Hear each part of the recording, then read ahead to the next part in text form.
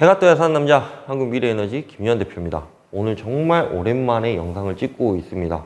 지금 얼마 만에 영상을 찍는지도 저는 정말 가늠이 안 되고 있는 그런 상황인 거고, 저희 직원하고 같이 오늘 영상을 찍으면서 얼마나 됐냐고 물어봤는데 직원도 가물가물하다고 얘기를 하고 있습니다. 그래서 이게 조금 제가 그동안 너무 바쁘게 좀 생활을 하고 한 2, 3주 정도 되는 사이에 어마어마한 지금 미팅도 하고 막 여러 가지 일을 조금만 진행을 하다 보니까 이 영상을 통해서 보이실지는 모르겠지만 제가 오른쪽에 있는 눈 십필줄이 다 터져 있는 그런 상황이기도 합니다.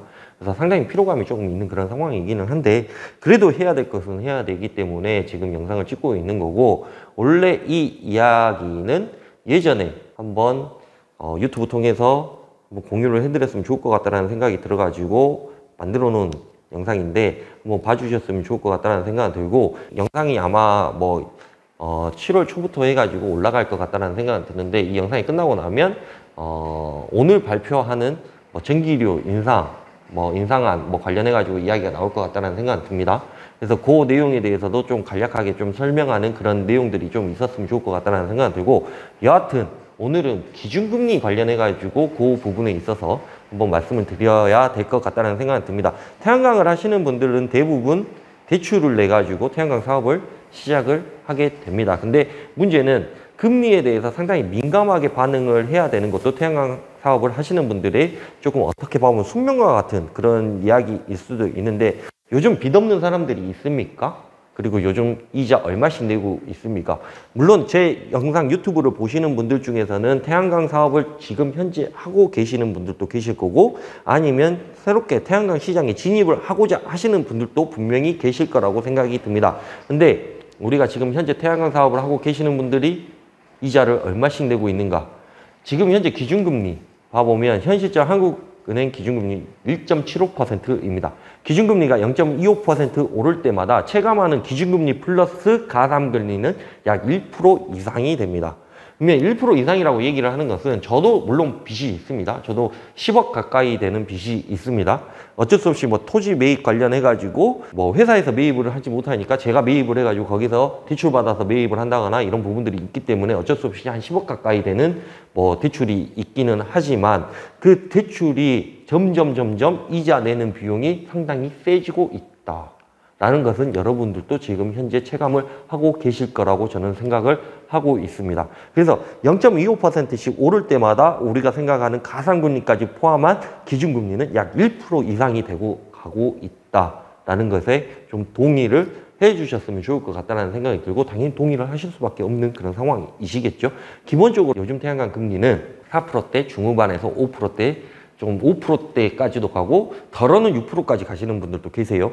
그래서 그런 부분들을 우리가 생각을 했을 때 과연 4%, 5%, 6%라는 게 1% 차이 정도가 됐을 때 어느 정도 금액이 차이가 나는가에 대해서 우리가 한번 짚고 넘어가야 될 것 같다는 생각이 드는데, 만약에 내가 1억 5천만 원 대출을 받고 3년같이 17년 상환이라는 조건에 태양광을 소유를 하게 됐다라고 생각을 해보면 4%대는 전체적으로 20년을 봤을 때 7,200만 원 정도의 이자를 내게 됩니다. 그러니까 이게 원금하고 이자하고 같이 갚는 게 아니라 그냥 이자만 7,200만 원을 낸다라고 보시면 될 것 같고, 20년 동안 5%라고 했을 때 9천만 원 정도가 됩니다. 6% 했을 때 1억 800만 원 정도가 됩니다. 상당히 높은 금액이지요. 그러니까 1% 오를 때마다 1,800만 원 정도가 오른다고 보시면 될 것 같습니다. 그러면 내가 기껏 해봐야, 제가 항상 말씀을 드리죠. 태양광 사업이라는 것은 내가 투자한 금액이 약 한 2배 정도 버는 게 태양광 사업이라고 제가 누누이 말씀을 드립니다. 근데 그 2배 정도 되는데, 문제는 그 이자가 차지하는 비율이 1억 800만 원이네, 9천만 원이네, 7,200만 원이라고 얘기를 하는 비율이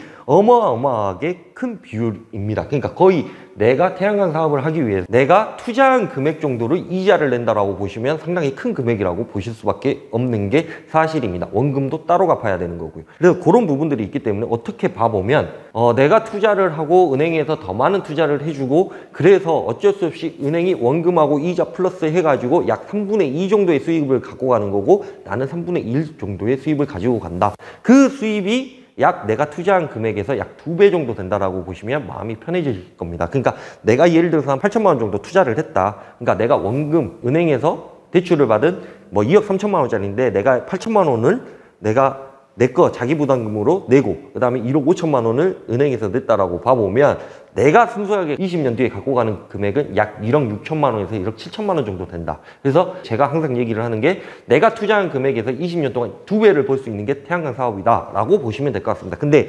문제는 이게 100kg였을 때 그 정도의 수입인 거지, 예를 들어서 1메가다, 10메가다, 100메가다라고 생각을 해보면 이 2배의 차이가 어마어마하게 커질 수밖에 없는 것이죠. 그게 무수의 차이라고 얘기를 하는 거고, 좀 마음 편하게 좀 태양광을 했으면 좋겠다라고 하시는 분들은 이런 투자가 상당히 매력적이라고 저는 생각을 하고 있어요.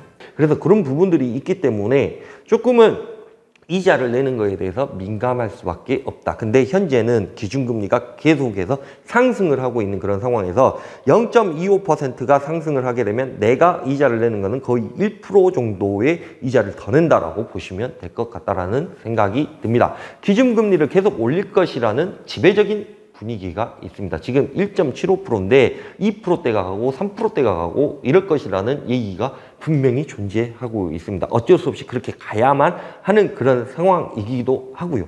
그래서 그런 부분들이 있다고 하면 6%, 8% 정도, 그러니까 주택담보대출이 8%까지 간다 했는데 6% 정도 지금 형성이 돼가고 있는 뭐 이런 상황인데, 문제는 그렇게 간다라고 하면 영끌에서 아파트를 샀던 사람들은 정말 어려운 상황에 직면하게 되는 것이지요. 그래서 우리가 그런 부분들을 생각을 해봤을 때 1억 5천만 원에 저 정도의 대출 이자를 내는데 주담대는 그거보다 기간이 훨씬 더 짧죠. 그러다 보니까 뭐 한 달에 뭐 몇백만 원씩 이자를 내면서 생활을 해야 되고 뭐 이런 부분들이 상당히 어려운 것들도 사실인 거고, 또 아파트 값이 그만큼의 또 상승 효과가 있어야 되는데 지금 현재 아파트 값이 계속해서 떨어지고 있는 그런 상황이기도 하기 때문에 좀 이중고에 시달리고 있는 것도 사실이기도 합니다. 그래서 그런 부분들이 조금 있습니다. 그래서 기준금리에 대해서 우리가 좀 이해를 했으면 좋을 것 같다는 생각은 들고, 우리는 어쩔 수 없이 대출을 받아서 태양광 사업을 해야 되는 사람이기 때문에 이것에 대해서 상당히 민감할 수밖에 없는 그런 상황이지요.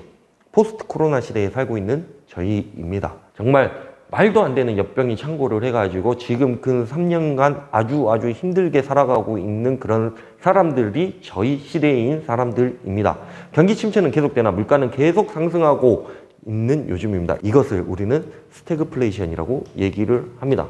그래서 경제적인 뭐 용어라든가 제가 뭐 경제학도는 아니기 때문에 잘 모르지만, 그래도 어느 정도 사업을 하고 어느 정도 좀 진행을 하고 있는 그런 과정에서 어쩔 수 없이 조금은 이런 용어도 알아야 되고 어떠한 현상에 대해서 좀 예측도 해야 되고 이런 것들이 있기 때문에, 스태그플레이션이라고 얘기하는 경기 침체는 계속되나 물가는 계속해서 상승하고 있는 이런 상황. 거기에 세계적으로 식량 안보가 가장 중요하다라고 얘기를 하고 있습니다. 화폐 가치는 하락하고 있고 먹거리는 상승하고 있습니다. 이것을 에그플레이션이라고 얘기를 하는 거고, 제가 알기로는 우리나라 식량 자급률이 22.5% 정도 되는 걸로 알고 있습니다. 그래서 OECD 국가가 뭐 38개인가 있는데 거기서 아마 최하위를 달리고 있는 걸로 제가 알고 있습니다. 왜? 우리나라는 땅덩어리는 좁은데 문제는 인구는 너무 많기 때문에 식량 보급률이 작을 수밖에 없는 거죠. 그래서 심지어는 우리나라에 농지가 그렇게 많다고 해도 농지 활용도가 16.1%인가 2%인가 3%인가 몇 프로인지는 잘 모르겠지만 그 정도 수준입니다.